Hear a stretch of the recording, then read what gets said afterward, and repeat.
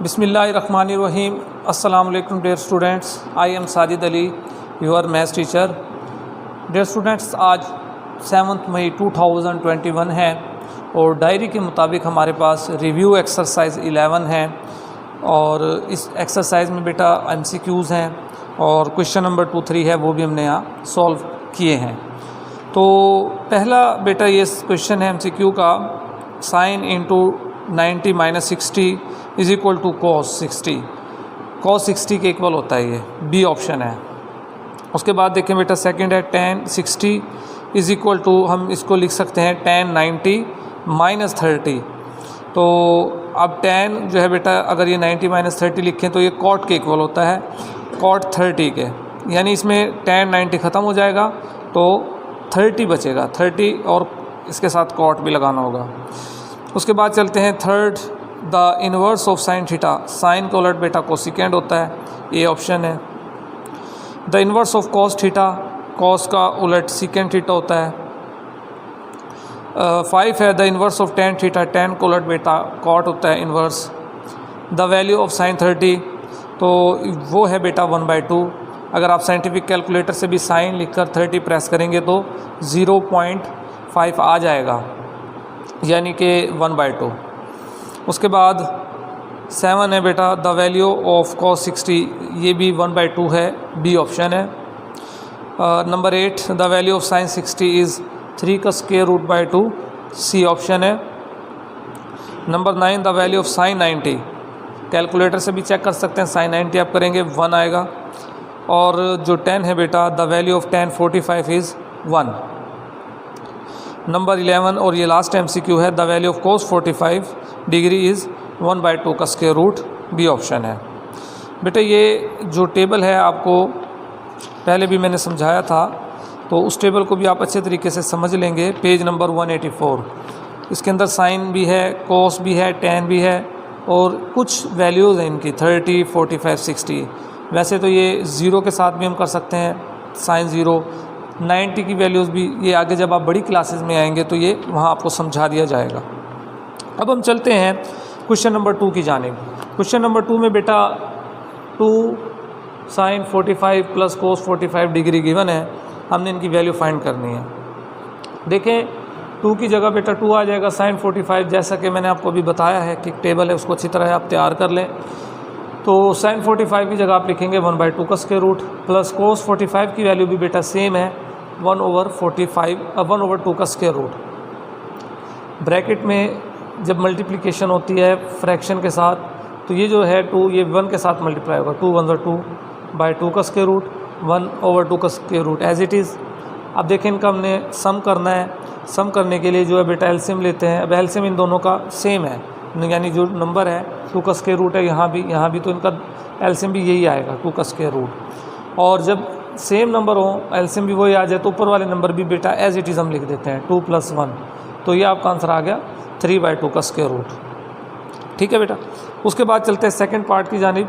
2 cos 30 sin 30, ये आपस में मल्टीप्लाई हो रहे हैं।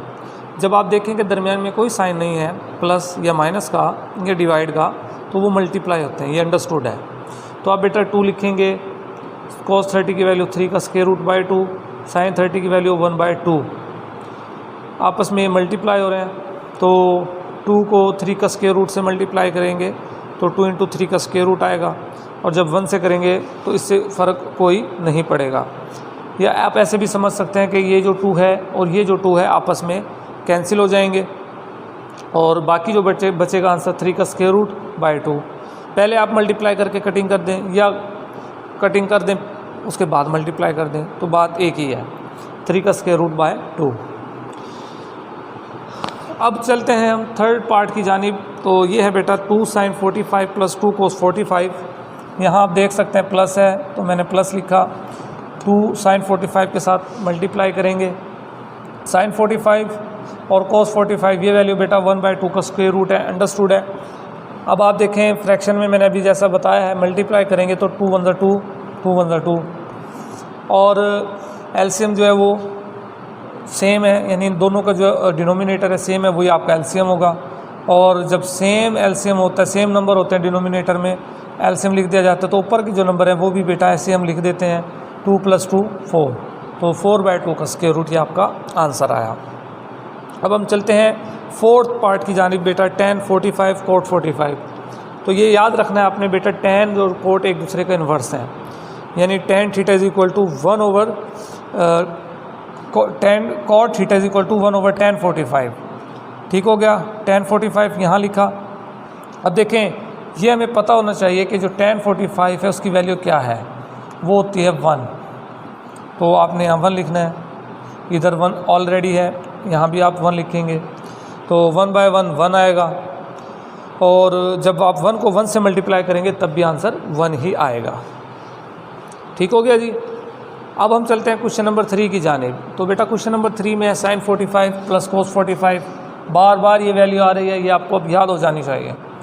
1/2 का स्क्वायर रूट, 1/2 का स्क्वायर रूट, सेम नंबर आया, एलसीएम में 1 + 1 करेंगे, 2/2 का स्क्वायर रूट। अच्छा बेटा, आंसर जो है वो 2 का स्क्वायर रूट है, जबकि यहाँ है 2/2 का स्क्वायर रूट। क्या मैं इस 2 को ऐसे लिख सकता हूँ, 2 का स्क्वायर रूट, 2 का स्क्वायर रूट? डेफिनेटली लिख सकता हूँ, क्योंकि स्क्वायर रूट से कैंसिल हो जाएंगे, और इस तरह हमें क्या फ़ायदा होगा, ये जो एक 2 का स्क्वायर रूट है न्यूमरेटर में डिनोमिनेटर से कैंसिल हो जाएगा और ये आपका आंसर आ जाएगा। ये सवाल मुकम्मल हुआ। Second part, 3 cos 45 4 sin 45। फिर दोबारा बेटा 45 cos 45 sin 45 रिपीटिशन हो रही है बार बार। तो cos 45 डिग्री की जगह आप लिखेंगे 1/2 का स्क्वायर रूट, यहाँ भी यही, बस फ़र्क क्या होगा, यहाँ 4 आ जाएगा, यहाँ 3 आ जाएगा। फिर वही बात, मल्टीप्लिकेशन करेंगे, फ्रैक्शन के साथ जब मल्टीप्लिकेशन करते हैं तो 3 आएगा, यहाँ 4 आएगा। फिर दोनों का जो एलसीएम है, सेम नंबर है डिनोमिनेटर में, वही आ जाएगा, 3 + 4 करेंगे 7/2 का स्क्वायर रूट। अब हम चलते हैं इसके बेटा जो थर्ड पार्ट है इसका, और ये जो लास्ट पार्ट है, फिर वही बात cos 45 sin 45।